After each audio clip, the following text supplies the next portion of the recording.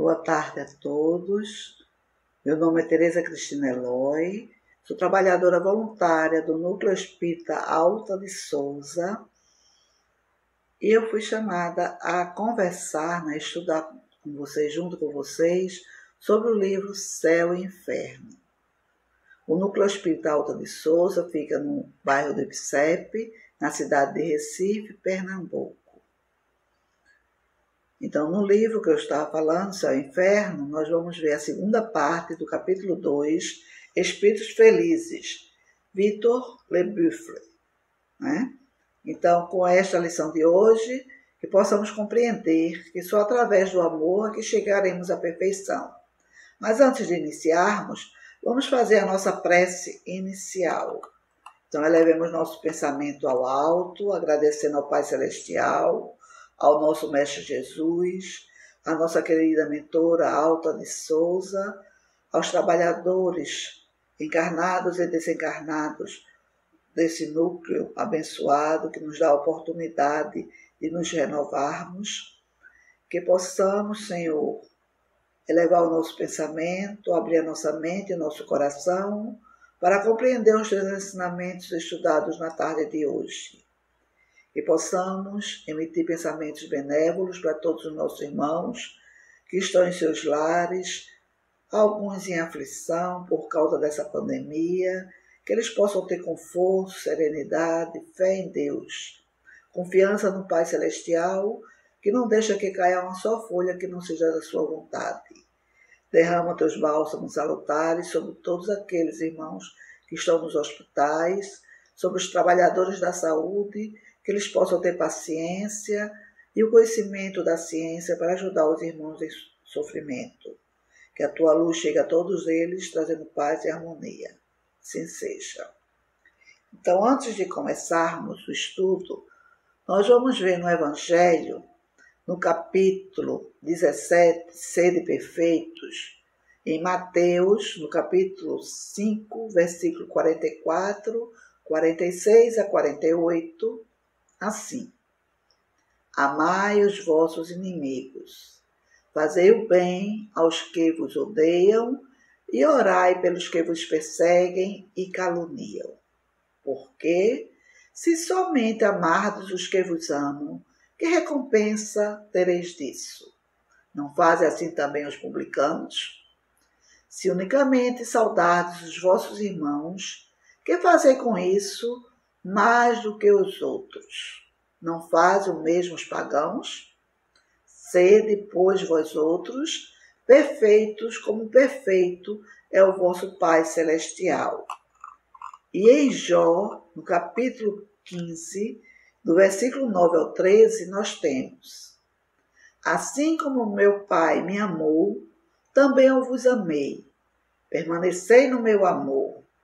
Se observardes os meus mandamentos, permanecerei no meu amor, assim como eu observei os preceitos de meu Pai e permaneço no seu amor.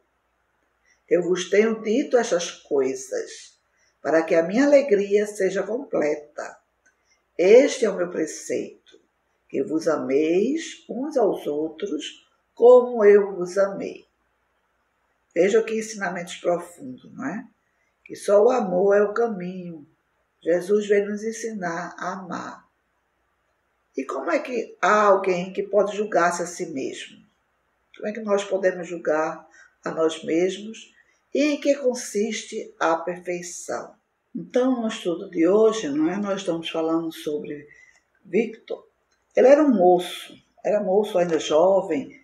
Ele era prático do Porto de Harvard e faleceu com 20 anos de idade, muito jovem, Ele morava com sua mãe, era mercadora e era muito afetuosa, Ele tinha muito cuidado e sustentava com o produto do seu rude trabalho, sustentava os dois, Ele trabalhando no porto e ela com as suas mercadorias. Nunca viram eles frequentarem tabernas, nem se entregar a excessos da sua profissão, para não desviar a menor partícula do seu salário, para que se destinasse todo para o sustento dos dois.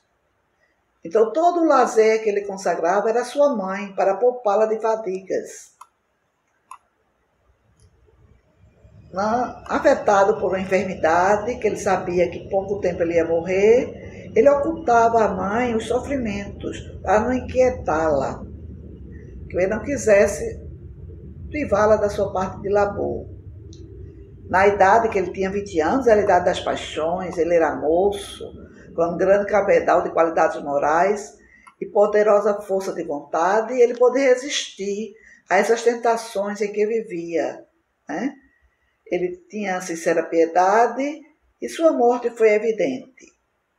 O que aconteceu? Na véspera da sua morte, ele pediu à mãe dele que fosse repousar, dizendo que ele também ia repousar, que ele necessitava dormir. Aí, quando ela foi dormir, ela teve uma visão nesse tempo. Ela achava-se uma grande escuridão, quando viu um ponto luminoso que cercava pouco a pouco, até do quarto viu, iluminado por brilhante claridade, que se destacava pela uma radiante figura, o seu filho, elevando-se ao espaço infinito. Então ela compreendeu que o fim do filho estava próximo. E no dia seguinte, com efeito, né, a alma bem formada daquela rapaz havia deixado a terra, murmurando uma prece nos seus últimos momentos.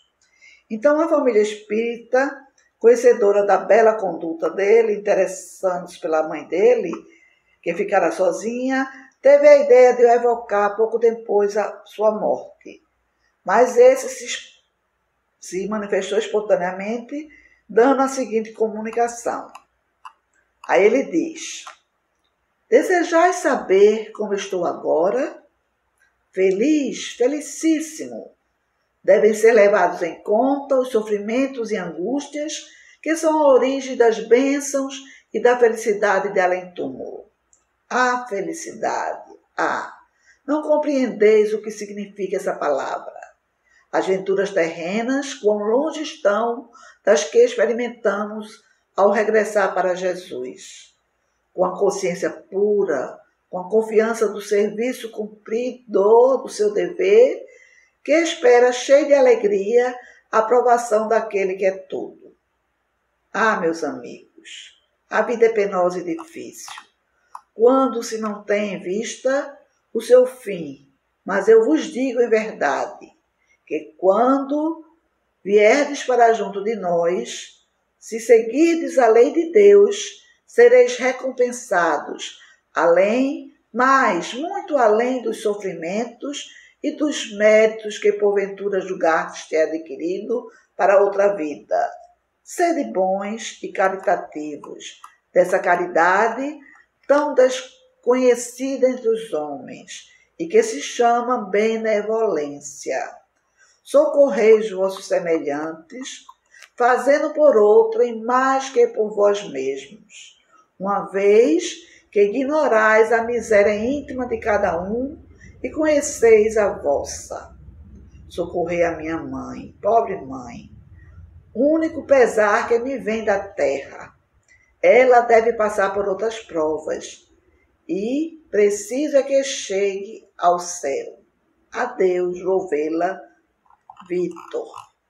Depois que Vitor deu a comunicação dele, o guia do médium veio dar uns esclarecimentos. Eu vou só falar assim por cima, quem quiser se interessa a ler, né, e ver tudo que ele falou. Ele disse assim: nem sempre os sofrimentos amargados na terra constituem expiação. Foi o caso de Vitor, não foi uma expiação. Os espíritos que, cumprindo a vontade do Senhor, baixam a terra, como este, são felizes em provar males que para os outros seriam expiação. Que no caso do Vitor não era expiação. A missão desse espírito, em sua última existência, não era de aparato, mas por mais obscura que fosse, nem por isso tinha menos mérito, visto como não podia ser estimulado pelo orgulho. Ele tinha, antes de tudo, um dever de gratidão a cumprir para com aquela que foi sua mãe. Depois, deveria demonstrar que, nos piores ambientes, podem encontrar-se almas puras, de nobres e elevados sentimentos, capazes de resistir a todas as tentações. Isso é uma prova de que as qualidades morais têm causas anteriores e um tal exemplo não terá sido estéril. Então vejamos, no caso de Vitor, ele pôde resistir a todas as tentações porque ele já era um espírito evoluído. Ele teve, em outras vidas, a evolução necessária para aguentar todas as tentações, o orgulho, a vaidade e ajudar a mãe dele. No Evangelho, como eu falei antes, no capítulo 17, Sede Perfeitos, tem os caracteres da perfeição. No item 2, diz assim: porque Deus possui a perfeição infinita em todas as coisas, está esta proposição: sede perfeitos, como perfeito é o vosso Pai Celestial, deve entender-se no sentido da perfeição relativa, a de que a humanidade é suscetível e que mais aproxima da divindade. Em que consiste essa perfeição? O que é que Jesus nos diz? Em amarmos os nossos inimigos, em fazermos o bem aos que nos odeiam, em orarmos pelos que nos perseguem. Não é isso que Jesus vem nos dizer? Todos os vícios têm seu princípio no egoísmo e no orgulho, que lhes são a negação da caridade. Sempre o orgulho e a vaidade é que nos afasta da perfeição. Os elementos da verdadeira caridade quais são? A benevolência, a indulgência, a abnegação e o devotamento. Foi por isso que Jesus, depois de haver dado aos seus discípulos as regras da caridade, no que tem de mais sublime, lhes disse: sede perfeitos, como perfeito é o vosso Pai Celestial. E no item 3, ele fala sobre o homem de bem no Evangelho. Só que são muitos itens falando sobre o homem de bem. Eu só vou ler o primeiro trechinho e depois vocês pegam lá no Evangelho, no capítulo 17, o homem de bem, e no capítulo Sede Perfeitos, e vamos ver todas as enumerações do homem de bem.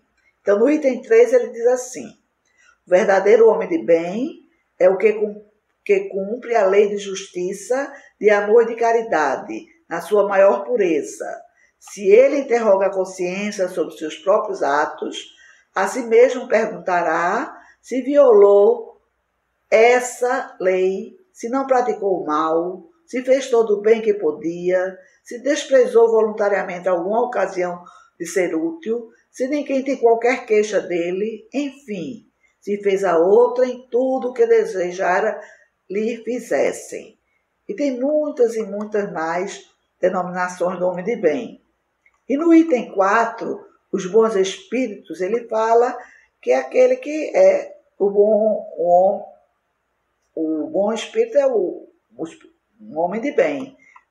Ele diz que o espiritismo não instituiu nenhuma nova moral, apenas facilita aos homens a inteligência e a prática dado Cristo, facultando fé inabalável e esclarecida aos que duvidam ou vacilam.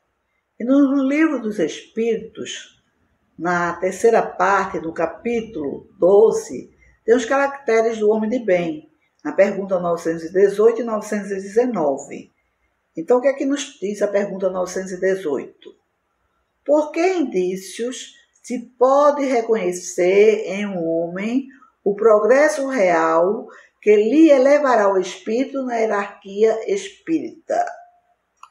Então, o espírito de verdade responde: o espírito prova a sua elevação quando todos os atos de sua vida corporal representam a prática da lei de Deus e quando antecipadamente compreende a vida espiritual.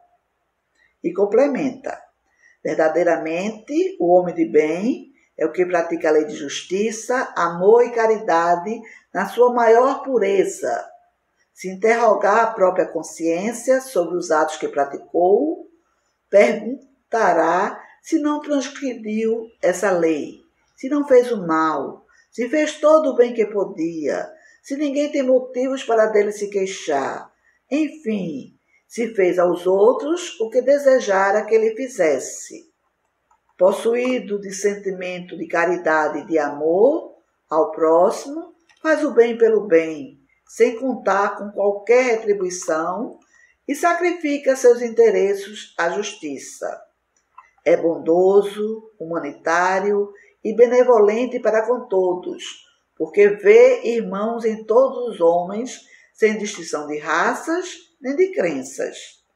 Se Deus lhe outorgou o poder e a riqueza, considera dessas coisas como um depósito, de que ele cumpre usar para o bem. Delas não se envaidece, por saber que Deus lhes deu, também lhes pode retirar. Se sobre a sua dependência a ordem social colocou outros homens, trata-os com bondade e complacência, porque são seus iguais perante a Deus. E ele continua mais explicando, né, dizendo o que é o homem de bem. E no final ele diz que respeita, enfim, seus semelhantes, todos os direitos que a lei da natureza lhes concedem, como quer que os mesmos direitos lhes sejam respeitados. Então vejam, o Livro dos Espíritos complementa o Evangelho, né? Um complementa as respostas. O Espírito de Verdade tanto responde no Evangelho como no Livro dos Espíritos o que deve ser um homem de bem. E na pergunta 919, Kardec faz a pergunta ao Espírito de Verdade. Qual o meio prático mais eficaz que tem o homem de se melhorar nesta vida e de resistir à atração do mal? Então ele diz que um sábio na antiguidade o disse: conhece-te a ti mesmo. Se você se conhece, sabe seus defeitos, você procura corrigi-los. Então essa frase foi atribuída ao filósofo grego Sócrates, que viveu do ano 470 a 399 a.C. E no Livro dos Espíritos, ele fala da perfeição moral. E Santo Agostinho não vem dar uma mensagem, é muito longa a mensagem que ele deu, mas eu resumi um mais, assim, que ficasse melhor em nossos corações, na nossa mente e nas nossas atitudes. Ele diz: fazer o que eu fazia quando vivi na terra, ao fim do dia, interrogava minha consciência, passava a revista ao que fizera e perguntava a mim mesmo se não faltava algum dever, se ninguém tivera motivo para de mim se queixar. Foi assim que cheguei a me conhecer e a ver o que em mim precisava de reforma. Então pergunta ainda mais: se aprovesse a Deus chamar-me neste momento, teria que temer o olhar de alguém ao entrar de novo no mundo dos espíritos, onde nada pode ser ocultado? Será que a gente teria a consciência tranquila? Então, o conhecimento de si mesmo é, portanto, a chave do progresso individual. Essas foram as palavras de Santo Agostinho. Então, muitas faltas que cometemos nos passam despercebidas. Se seguirmos o conselho de Santo Agostinho, interrogássemos mais a miúde a nossa consciência, veríamos quantas vezes falimos sem que o suspeitássemos, unicamente por não precustarmos a natureza e o móvel dos nossos atos. A forma interrogativa tem alguma coisa demais. Preciso de que uma máxima que muitas vezes deixamos de aplicar nós mesmos. Porque é mais fácil ver o argueiro, o argueiro no olho do nosso irmão do que ver a trave nos nossos olhos. No livro As Leis Morais de Saúde Mental, de Sérgio Luiz da Silva Lopes, no capítulo 11, Lei de Justiça, de Amor e Caridade, ele nos diz: quanto melhor o homem em bondade, quanto mais virtuoso, quanto mais capacidade de reconhecer e respeitar a existência e a necessidade dos outros, de saber que está na existência para aprimorar-se espiritualmente, assim tanto mais próximo está de um estado de sanidade plena. Assumir a responsabilidade pela própria existência é atestado de maturidade. O mais comum é vermos as pessoas querendo pôr a responsabilidade de sua vida sobre os ombros de outros. É por esse motivo que, normalmente, os outros é que são culpados de nossos infortúnios, de nossas dores, de nossas mágoas, de nossas mazelas. Jesus é o modelo da perfeição moral. É ele o maior exemplo do que um ser humano é capaz de alcançar no seu caminho evolutivo. Seus ensinamentos continuam válidos e atuais. Sua psicologia de profundidade acena para a necessidade da depuração dos sentimentos humanos rumo ao objetivo final do amor, que é o coroamento de nossas potencialidades. Então vejam como ele é profundo, esses ensinamentos que ele fala, né? Foi o exemplo de vida do nosso irmão Vitor. E ele continua: no amor que ele nos ensinou está o seu grande ensinamento e também a cura para as mazelas da humanidade. Tudo que do mal deriva mostra-se pela ausência do amor. Jesus nos ensinou o alvo, Kardec nos deu o mapa e a doutrina espírita é o roteiro seguro para os nossos dias. O amor de Jesus é um modelo vivo de plenitude da consciência. Foi Jesus que nos asseverou que o reino de Deus está dentro de nós, e mais que somos deuses, podendo chegar a fazermos o que ele fazia e muito mais se quiséssemos. Portanto, ao conhecermos a nós mesmos, também encontraremos coisas boas, encontraremos as respostas para as nossas grandes dúvidas, o bom remédio para as nossas dores, potencialidades ainda não devidamente exploradas e, portanto, capacidades bem maiores do que aquelas que estamos acostumados a reconhecer em nós mesmos. E o que é o sentido da perfeição? O sentido da perfeição está plasmado nas profundezas do nosso ser. Vivemos em busca desse Deus em nós, que vai ganhando expressão e sentido à medida que vamos evoluindo e nos despojando de nossas imperfeições. É como se fôssemos realmente fazendo uma viagem para dentro, em busca de um paradeiro mais seguro para a nossa consciência. Ao final da viagem, curioso, encontraremos quem? A nós mesmos. A única fatalidade absoluta do universo é a perfeição moral. Para alguns, será mais demorada, para outros, será menos. Respeitando o livre-arbítrio individual, cada um escolhe o seu ritmo no desenvolvimento de suas aptidões. Alcançar a perfeição moral, essa é a proposta essencial da doutrina espírita para nossas vidas. Na maravilha da obra divina, a vida, em seu conjunto perfeito de leis, aponta-nos para a nossa maior vocação, enquanto os espíritos imortais, a do encontro conosco mesmos, o encontro da perfeição moral. No livro O Homem Integral, de Divaldo Franco, pelo espírito Joana de Ângeles, no capítulo 8, O Homem perante a Consciência, ele nos traz que o amor deve ser uma constante na existência do homem. O amor é o antídoto mais eficaz contra quaisquer males. Age nas causas e altera as manifestações, mudando a estrutura dos conteúdos negativos quando estes se exteriorizam. Revela-se no instinto e predomina durante o período da razão, responsabilizando-se pela planificação da criatura. Então, o amor instaura paz irradia confiança, promove a não violência, estabelece a fraternidade que une e solidariza os homens, uns com os outros, anulando as distâncias e as suspeitas. É o mais poderoso vínculo com a causa geradora da vida.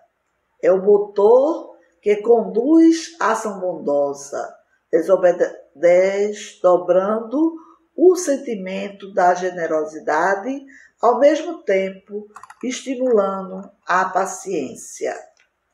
O amor é o rio onde se afogam os sofrimentos pela impossibilidade de sobrenadarem nas fortes correntezas dos seus impulsos benéficos. Sem ele, a vida perderia o sentido, a significação. Puro, expressa ao lado da sabedoria a mais relevante conquista humana. Em outro livro de Divaldo Franco, pelo Espírito Joana de Ângeles, o livro Leis Morais da Vida, no capítulo 57, Caridade para com os adversários. Então ele nos diz que na Terra a felicidade somente é possível quando alguém se esquece de si mesmo para pensar e fazer tudo o que lhe seja possível em favor do seu próximo. Foi isso que Vitor fez em favor da mãe dele, não foi? A felicidade perfeita, se existisse no mundo, diluir-se-ia ante uma criança infeliz, um enfermo ao abandono, um velhinho relegado ao esquecimento. Se confia na misericórdia de Deus, trabalha sem desfalecimento e ama em qualquer circunstância, sem distinção nem preferência, recordando Jesus, que, embora modelo ímpar, não encontrou ainda no mundo o entendimento nem a aceitação que merece. E ainda no outro livro de Divaldo Franco, também pelo Espírito Joana de Ângeles, no livro Iluminação Interior, no capítulo 16, Os Milagres da Fé. Ele vem falar sobre a fé. Então ele diz que a fé, sobre qualquer aspecto considerado, é a base para as realizações enobrecedoras que desafiam todos os nautas humanos. Propicia a coragem para os enfrentamentos ante a certeza de que se encontra bem conduzido nos comportamentos que assume. Robustece a esperança toda vez quando o desânimo ameaça sob justificativas destrutivas de fundamento. Promove a alegria de lutar, embora as circunstâncias não lhe apresentem favoráveis. É motivação contínua para o prosseguimento dos labores encetados. Então vejam, todos esses ensinamentos foi tudo a vivência do nosso irmão Vitor.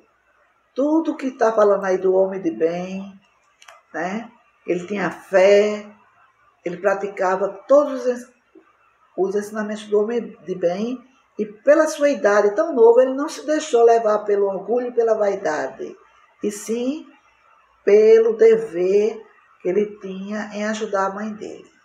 Nesse mesmo livro, na Iluminação Interior de Divaldo, no capítulo 29, Glória da Imortalidade, ele nos vem falar para nós refletirmos, fazer uma reflexão sobre o depoimento de Vitor, O que é a vida, o que é a morte, o desenlace, o que precisamos meditar. Aí ele diz: medita a respeito da transitoriedade do carro orgânico, das suas contínuas transformações, dos seus desgastes, à medida que nele te movimentas. E serás induzida a pensar no que irá ocorrer após o fenômeno biológico da sua morte ou desestruturação molecular.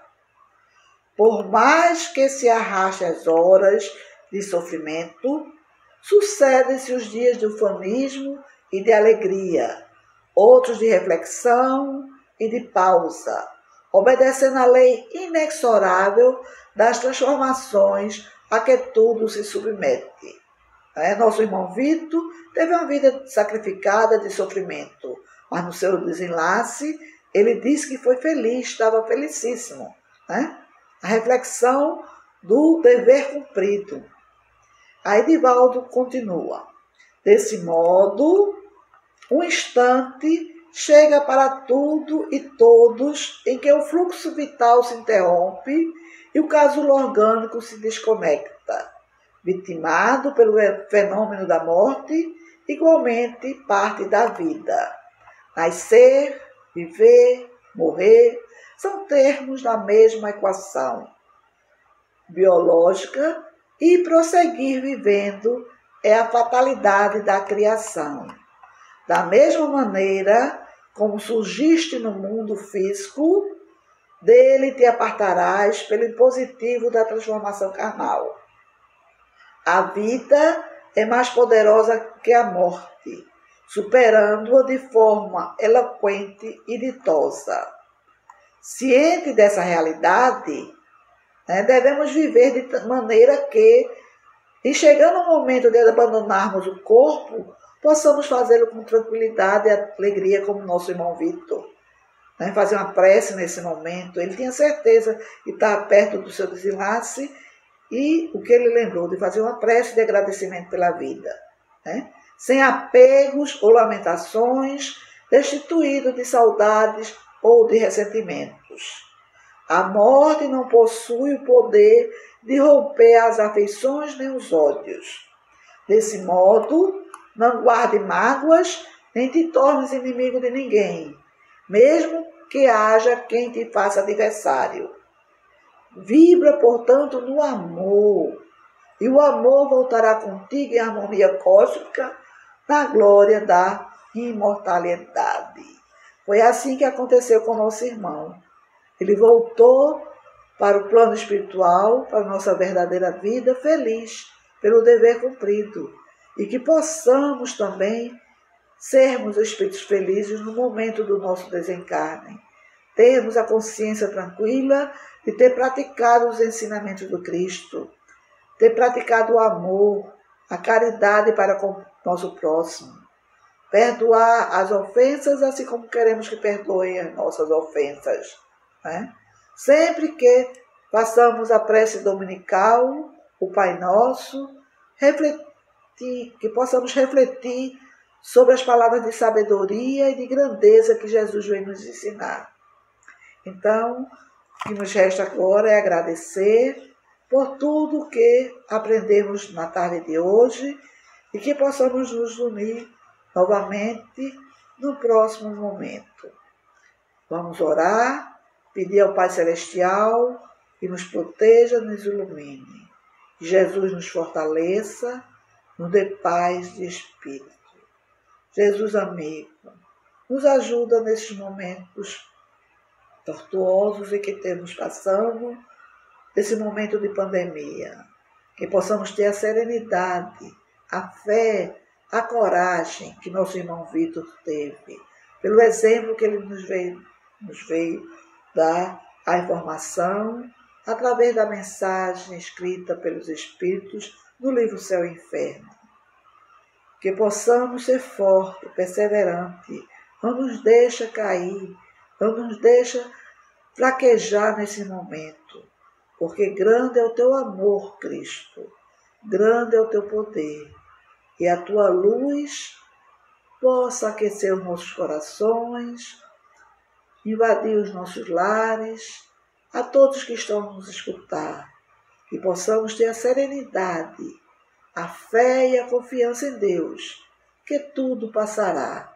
Passará os momentos felizes, mas também passará os momentos torturosos, e seremos vitoriosos no momento que chegarmos à nossa pátria espiritual.